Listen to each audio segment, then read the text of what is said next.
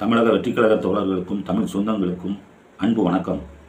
கோயம்புத்தூரில் இன்று 26, 27 தோழர் விஜய் அவர்கள் தலைமையில் பூத் கமிட்டி மாநாடு துவங்கப்பட்டுள்ளது. அந்த கூட்டத்துக்காக அவர் சென்னையிலிருந்து காலை 11 மணிக்கு வந்து அடைந்தார். அப்போது வரவேற்பு அளித்தார்கள். மிகவும் பிரம்மாண்டமான வரவேற்பை அளித்தார்கள். ஒரு முதல்வர் வந்தால் கூட இவ்வளவு கூட்டம் வந்திருக்காது. அந்த அளவுக்கு அதிகமாக இருந்தது. அனைத்து பக்கத்தில் அருகாமையில் உள்ள மாவட்டங்களில் இருந்தெல்லாம் வந்து விஜயை பார்க்க வேண்டும் என்ற ஒரே எண்ணெடுப்பு கொடுத்தார்கள்.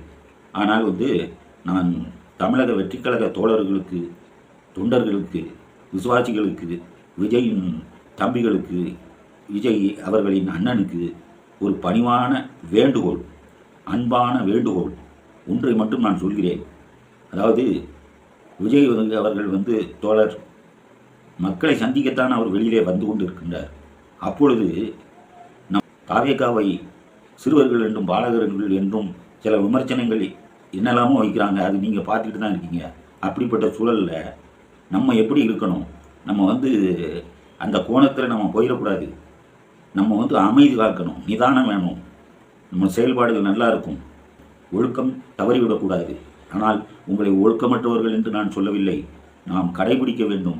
நீங்கள் விஜய் அவர்களை கண்டவுடன் அந்த ஆக்ரோஷத்தில் அன்பை வெளிப்படுத்துகிறீர்கள். அது அனைவருக்கும் புரிகிறது. ஆனால் இருந்த போதிலும் அந்த கூட்டத்தில் அவர் கோயம்புத்தூர் ஏர்போர்ட்டில் இறங்கி இந்த ஹோட்டல்லேருந்து அந்த மீட்டிங் நடக்கும் ஹாலுக்கு அவர் புறப்பட்டு செல்லும்போது, இந்த வாகனங்கள் செல்லும்போது டூ வீலரில் போகிறவங்க நம்ம கட்சியோட தோழர்கள் வேகமாக காரை முன்பின் பிந்தியும் அப்படி இருக்கக்கூடாது. அப்படி இருந்து ஏதாவது ஒரு அசம்பாவிதம் நடந்தால் என்ன சிறுபிள்ளைத்தனமாக ஆகிவிட்டதே என்றுதானே பொருளாகும். அதற்கு அர்த்தம் அதுதானே. அதற்கு நாம் வழிவகுக்கலாமா? நாம் அனைவரும் யோசித்து பாருங்கள்.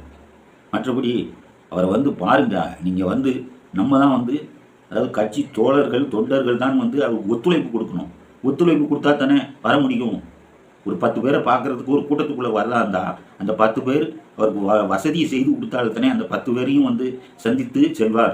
வர முடியவில்லை என்றால் எப்படி அதன் நடுவே வர முடியும்? நீங்களே யோசித்து பாருங்கள். யாருக்கும் எந்த பிரச்சனையும் வரக்கூடாது. நல்ல வளர்ந்த நிலைக்கு வர வேண்டும். கட்சி வளர வேண்டும். உழைப்பு அந்த அளவுக்கு வேகமாக உழையுங்கள். அவரை சந்திக்கலாம், நேரடியாகவே சந்திக்கலாம். அதற்கு வாய்ப்புகள்லாம் வரும். கொஞ்சம் பொறுமை, நிதானம் கண்டிப்பாக நம்முடைய தோழர்களுக்கும் தொண்டர்களுக்கும் தேவை. அதை அன்புடன் வேண்டுகோளாகத்தான் நான் வைக்கிறேன்.